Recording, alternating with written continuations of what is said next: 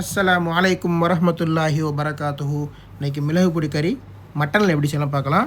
இது 1/2 kg. இதுக்கு தேவையான பொருட்கள் கசகசா, ஜீரகம், பெருஞ்சீரகம், மிளகு, மஞ்சத்தூள், வரமிளகாய். இது ரெடி பண்ணி எடுத்து வச்சுக்கோங்க.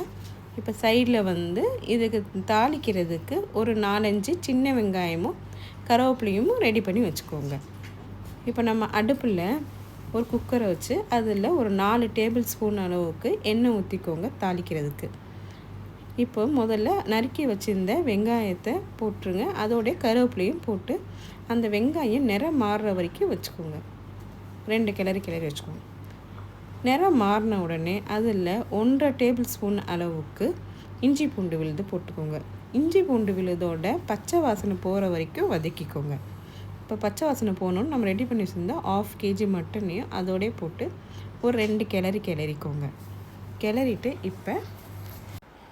இப்போ நம்ம கறியை மிக்ஸ் பண்ணிவிட்டு உப்பு சேர்க்க போகிறோம்.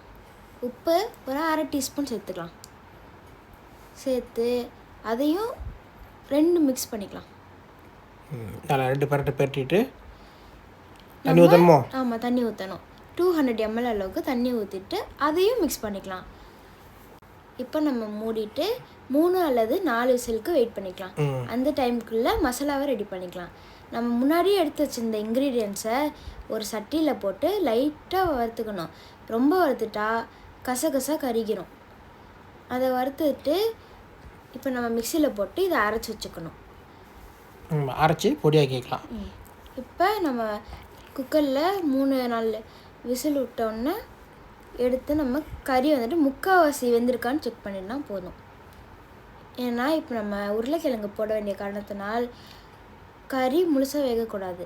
ஒரு உருளைக்கிழங்கு, ஒரு தக்காளி, ஒரு பச்சை மிளகாய் போட்டுக்கணும். போட்டுட்டு அதையும் ஒரு விசில் அளவுக்கு நம்ம விடணும். ஓகே, அப்போ நமக்கு உருளைக்கிழங்கு நல்லா வெந்து வந்துடும். ஒரு விசில் போதுமானது இல்லையா? இப்போ நம்ம ஆல்ரெடி அரைச்சி வச்சுருந்த மசாலா மிளகு பொடி மசாலாவை போட்டுக்கணும். அது உங்களுக்கு தேவையான டேஸ்ட்டுக்கு போட்டுக்கலாம். உரப்பு கம்மியாக வேணும்னா கொஞ்சமாக போட்டுக்கலாம். உரப்பு அதிகமாக வேணும்னா நிறையா போட்டுக்கலாம். ஒரு மிக்ஸ் பண்ணதுக்கப்புறம் நமக்கு இன்றைக்கி சுவையான மிளகு பூடி கறி ரெடி. இன்றைக்கி ஒரு பூடி. இது மட்டனில் செஞ்சுருக்கோம்.